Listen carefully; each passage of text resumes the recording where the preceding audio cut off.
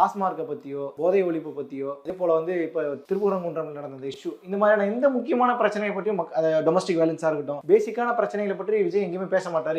இப்போ அவர் மேல வைக்கப்படுற குற்றச்சாட்டு ஏன் திருப்பரங்குன்றம் பத்தி பேசல? திருப்பரங்குன்றம் திமுக திட்டமிட்டே உருவாக்கிய ஒரு டென்ஷன். எப்படி சொல்றீங்க? இப்போ திருப்பரங்குன்றத்துல எத்தனை நூற்றாண்டுகளா இஸ்லாமியர்கள் போயிட்டு சிக்கந்தர் தர்கால வந்து நேர்த்திக்கடன் பண்றாங்க.